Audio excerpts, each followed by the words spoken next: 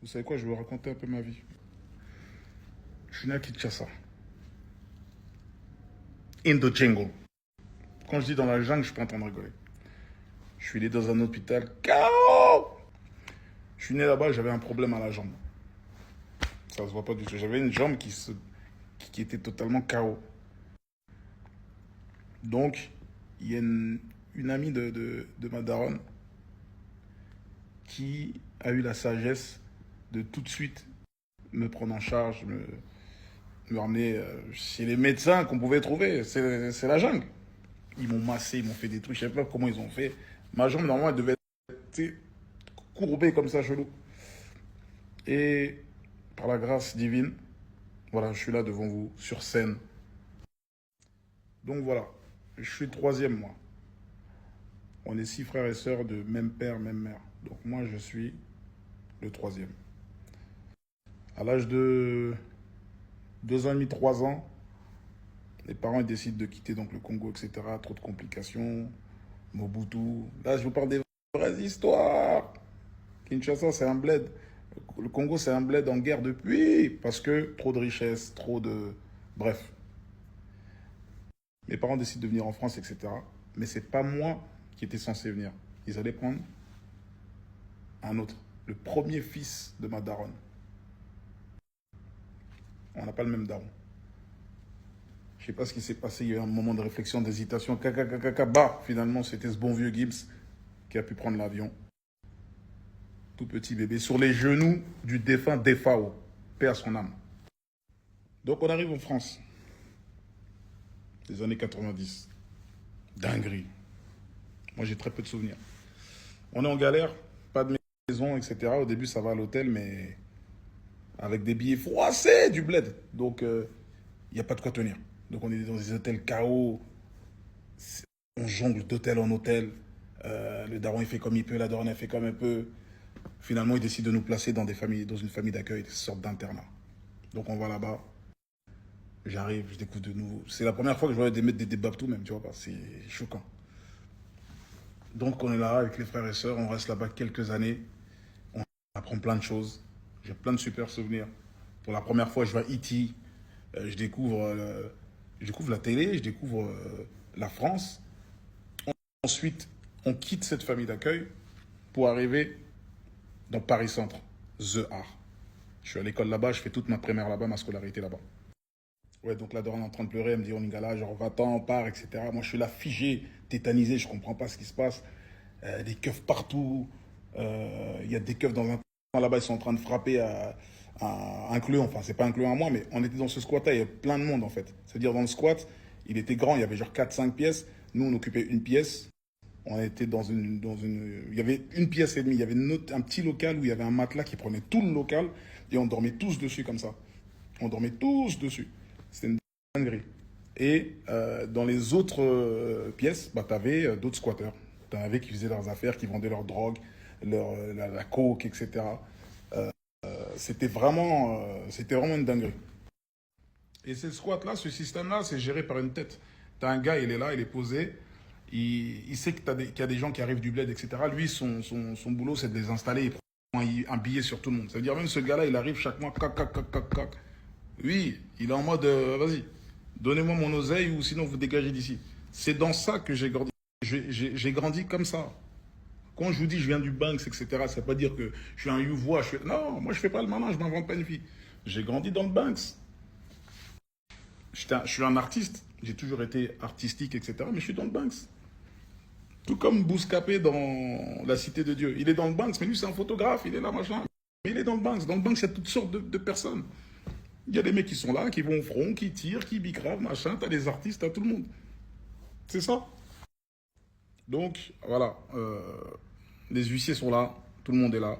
Ils ont déjà tout préparé en bas. Il y a un grand camion. T'as des camions de keufs, etc. Ça veut dire qu'ils sont rentrés dans l'appartement, ils ont fait un carnage, ils ont massé tout le monde. C'est-à-dire même la daronne, en vérité, moi je suis arrivé quand elle était déjà terre pas, genou à terre, mais il l'avait déjà frappé. Il avait déjà frappé, elle laisse tomber. Donc ils commencent à sortir toutes les affaires, ils mettent ça dans les camions en bas, etc. Et les affaires qu'ils prennent, ils les mettent dans un camion, ils ramènent ça dans un local, et il faut payer pour récupérer les affaires. Donc, bref, c'est laisse tomber. Donc, nous, ils nous prennent, ils nous ramènent dans un coin, un hôtel pendant quelques jours, c'est la procédure. Et donc, la maison, après, elle est murée, barricadée, etc. Donc, on quitte The Har. On part dans le 9e arrondissement, dans la 9e zone. Rue Cité de Trévis. Un autre squat au 6e étage. Petit, avec un plafond, c'était bas de plafond, etc. Dedans, on était, laisse tomber. Même système, il y avait une chambre. Ouais, même système, une chambre, matelas, on se met tous dessus. Cette fois, c'était un peu plus petit. Il t'avait, allez, 3 pièces. T'avais le coin des dealers, etc. Et parfois, tu as des gens de passage. Tu sais, c'est des endroits où tu as du passage. Ça veut dire que c'est des endroits, c'est pas stable. Tu as un mec qui peut te ramener une dinguerie. Combien de bagarres, bref. Donc pendant que je suis à rue Cité de Trévis, donc je suis à l'école, au collège. Là, j'arrive au collège, à Jacques Decour. C'est les années collège. Donc je suis déter, je suis motivé et tout. Je suis dégoûté, j'ai quitté The Har, tous mes potes. Je rencontre d'autres potes de la section dans ce quartier-là. Tout le reste, tous les autres. Et donc c'est une nouvelle vie. Mais je suis toujours dans un squat. Je suis toujours dans. Il y a toujours cette crainte, cette instabilité. Je vais rentrer chez moi, la porte elle va être murée, je vais trouver les. Donc c'est toujours ça. Donc impossible d'avoir une scolarité normale. Impossible d'avoir une scolarité normale. Pourquoi? Parce que les problèmes qui sont à la maison, ils sont trop. C'est trop compliqué. Je ne peux pas arriver avec des devoirs.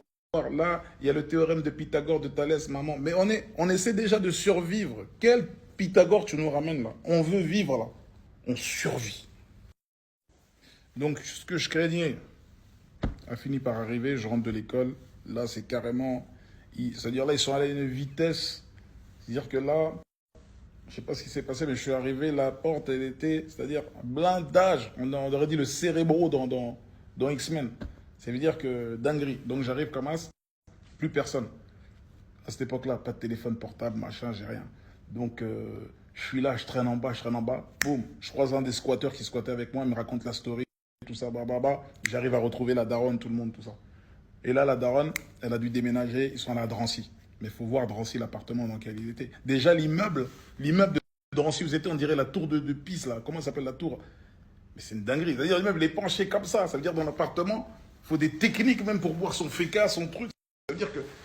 T'as capté? Eh, je vous jure, je suis pas en train de vous mytho. J'ai pas d'intérêt.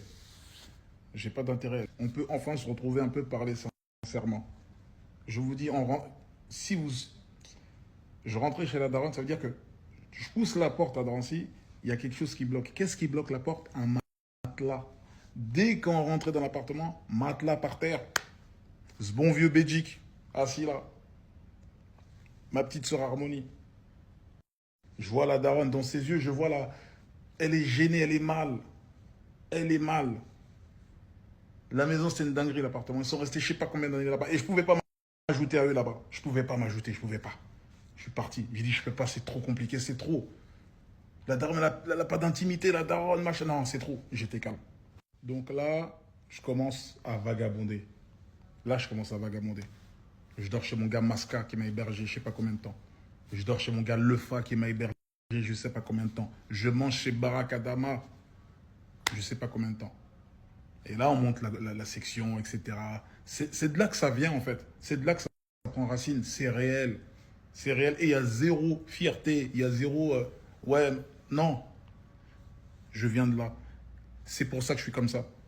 C'est pour ça que je fanfaronne. C'est pour ça que je fais le kéké. Parce on vient de là. On vient de là, c'est la vérité. Et je pourrais parler encore des heures, mais c'est pas le but. C'est pas le but. Je voulais juste partager un petit bout, tu vois. Un petit bout raconté sous un axe comme ça. C'est pas un reportage, c'est pas un docu. Donc, qu'est-ce qui se passe ensuite? C'est trop compliqué. Je suis placé dans une famille d'accueil à Porte de Pantin. Je reste là-bas 1 an et demi, je crois, 2 ans. C'est-à-dire, j'arrive, je suis dans une autre famille. C'est une famille de Renois qui m'ont super bien accueilli. C'était des Togolais. Ils m'ont super bien accueilli. Mais t'arrives, t'es dans une autre famille, en fait. Ça veut dire que tu rentres, il y a déjà une famille. Il y a des gens qui sont là, toi, t'arrives. T'imagines, t'es gêné, t'es pas bien. J'ai jamais pu ouvrir le frigo. Alors que j'avais le droit, ils m'ont mis à l'aise, tout. J'ai jamais pu, parce que j'arrivais pas. C'est compliqué. Ça veut dire que je rentrais de l'école, j'étais En école d'art, j'avais réussi à, ouais, à gagner une école, un concours pour aller à Corvisart, une école d'art, j'ai kiffé. Donc, c'était ça ma vie. J'allais à Corvisart à l'école, je rentrais à Porte de Pantin, là-bas.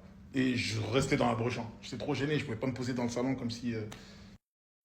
Donc voilà, je suis entre Porte de Pantin, Corvisart, c'est ma routine. Mais voilà, je suis pas heureux en vérité. Je suis pas bien, je suis pas à l'aise. En même temps, voilà, il y a les projets avec la section, on essaie de faire du son, on galère, etc. Et donc, ma scolarité, même, je l'ai foirée, j'ai déjà fou en l'air parce que j'y arrive pas, je suis pas. Ça va pas trop. Ça va pas trop. Donc, j'arrête Corvisart. Et je décide de quitter la famille d'accueil. Je décide de partir. Et là, je pars vraiment à l'aventure. Ça veut dire que là, c'est parti. Rien dans les chapeaux. Là, tu vois vraiment tes amis. Ils sont où les amis? Là, il n'y avait rien à cette époque-là. Il n'y a pas de Warano, 1 million d'albums vendus, ici, ça. Zéro. Là, on a commencé à bosser avec le FA, à Disneyland, hein? Bati Pro, Crit Cell Pro. Hein? J'écrivais des textes avant d'aller me casser le dos. J'ai travaillé chez Disney, Monoprix, Vélib. Les tout premiers Vélib, c'est nous, on changeait les pneus. Vélib, j'ai fait sécurité, j'étais là debout, gardien de nuit. J'ai fait tous les tafs possibles. J'ai fait, laisse tomber.